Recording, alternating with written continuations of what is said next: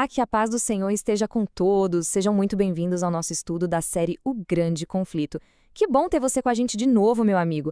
Hoje um capítulo que é um divisor de águas, né? E antes da gente mergulhar no tema de hoje, vamos fazer o que a gente sempre faz: buscar a direção de Deus.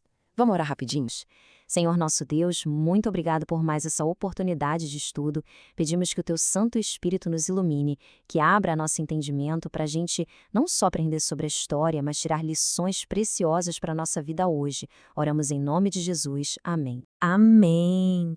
E olha, com essa bênção, a gente segue firme na nossa série sobre o Grande Conflito. Como dissemos, capítulo 11, um momento fundamental na história da Reforma.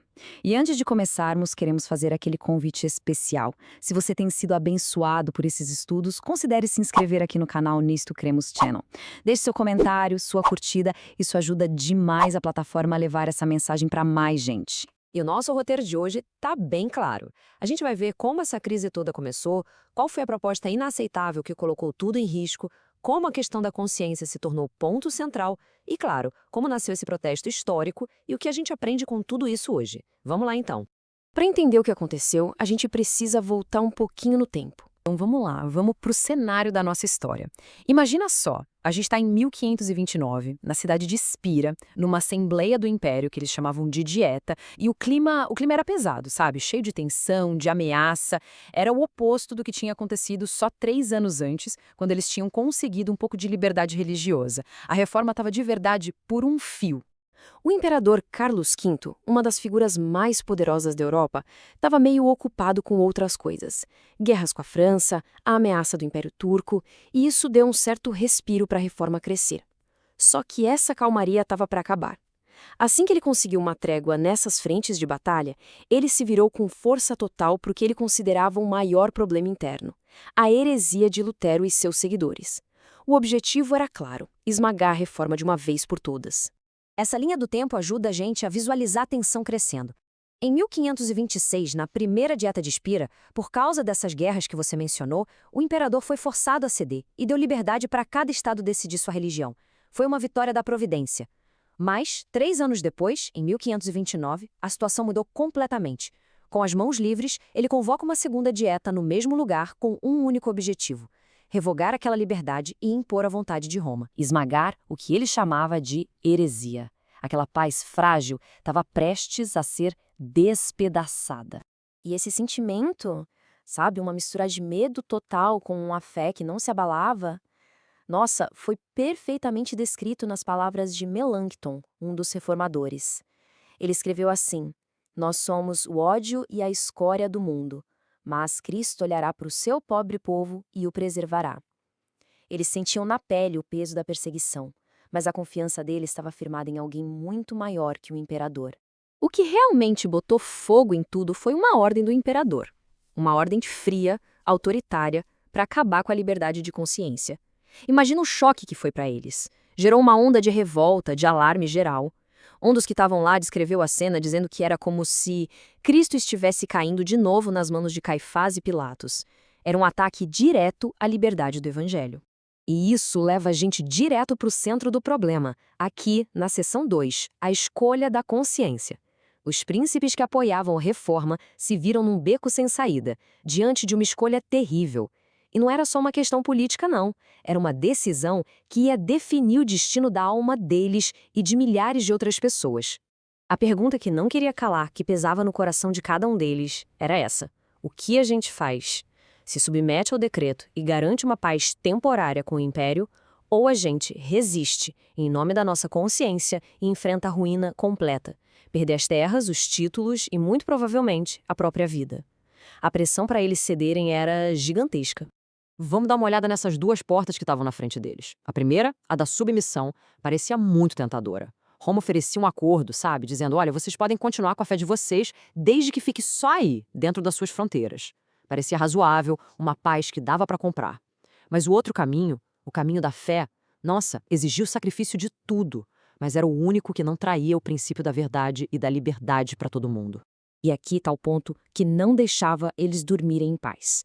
Aceitar esse acordo seria como construir um muro ao redor da verdade. Significaria dizer que a reforma tinha um limite, que não podia mais crescer. seria prender a liberdade lá na Saxônia e, com isso, abandonar milhares de pessoas em outras terras, a perseguição, as masmorras, a tortura. Seria trair a causa do evangelho na hora mais importante. E então, diante dessa escolha gigante entre a segurança e a verdade, os príncipes tomaram a decisão. Eles escolheram a fé e não a conveniência política. E essa escolha nos leva para a seção 3, o protesto perante a nação, o momento em que a voz deles ecoou para sempre na história. E a declaração deles veio com uma força que abalou as estruturas do poder. Eles disseram: rejeitemos este decreto. Em assuntos de consciência, a maioria não tem poder. Que frase poderosa! Eles estavam dizendo na cara do imperador que a lealdade a Deus e a sua palavra está acima de qualquer lei humana, mesmo que seja a vontade da maioria. Mas o rei Fernando, que estava lá, representando o imperador, não queria saber de conversa. Ele se recusou até a ouvir os argumentos dos príncipes. Com um gesto impaciente, ele acabou com a discussão e deu uma ordem final, bem fria. É questão decidida. A submissão é tudo o que resta. Com todas as portas fechadas na cara deles, os reformadores não tiveram outra escolha a não ser fazer um protesto público e oficial. E foi assim, com uma coragem incrível, que eles escreveram e apresentaram a sua declaração solene, o documento que deu origem à palavra protestante. Ouçam a força dessas palavras. Protestamos perante Deus, nosso único Criador, mantenedor, redentor e salvador, que nós, por nós e pelo nosso povo, não concordamos de maneira alguma com o decreto proposto, em tudo que seja contrário a Deus, a sua santa palavra, ao nosso direito de consciência. E o protesto continuava, baseando toda a defesa deles na autoridade da Bíblia, que para eles era inabalável. Eles declararam: este santo livro é, em todas as coisas necessárias ao cristão, fácil de compreender e dissipar as trevas. Estamos resolvidos, com a graça de Deus, a manter a pregação pura e exclusiva de sua santa palavra. Para eles, não tinham outra fonte de verdade. A palavra de Deus era a única base segura. E é daí que vem o nosso nome protestante. Muitas vezes a gente esquece a origem. Ser protestante não é só ser do contra, não é só protestar contra algo.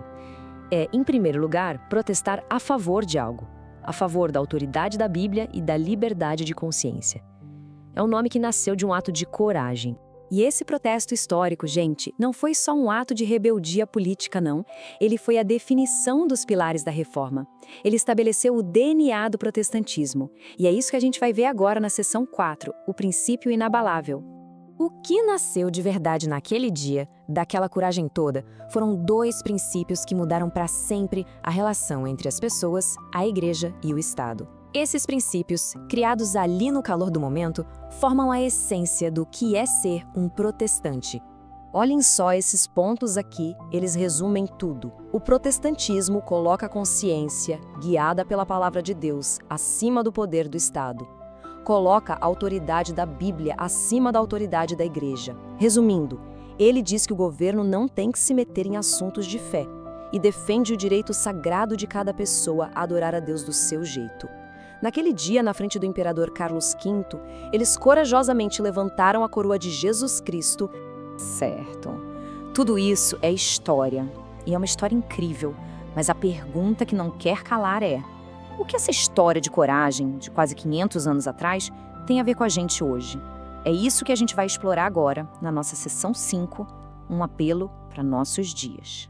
A lição para a igreja hoje é enorme, e eu diria até que é urgente. Porque a estratégia do inimigo para calar a verdade não mudou, sabia? Ele ainda odeia a ideia de que a Bíblia seja o nosso único guia.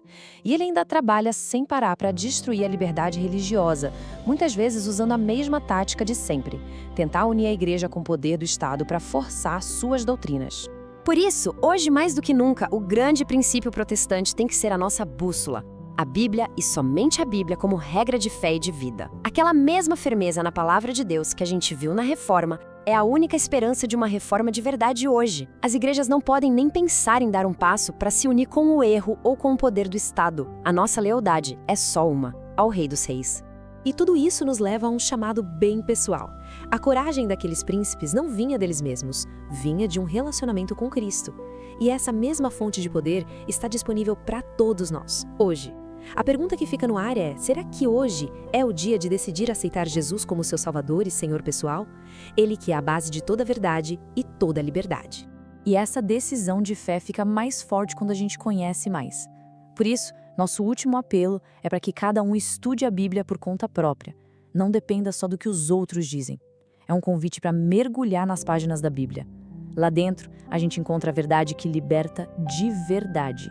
Pessoal, muito obrigado pela companhia nesse estudo. Foi incrível explorar essa história tão forte junto com vocês. Não percam, por favor, o próximo capítulo da nossa série, Os Nobres da França. E fiquem ligados aqui no canal Nisto Cremos, porque assim que a gente terminar essa jornada pelo grande conflito, vamos começar um estudo profundo dos livros de Daniel e Apocalipse. Vai ser fantástico. Até a próxima e que a palavra de Deus seja sempre a sua força e a sua luz.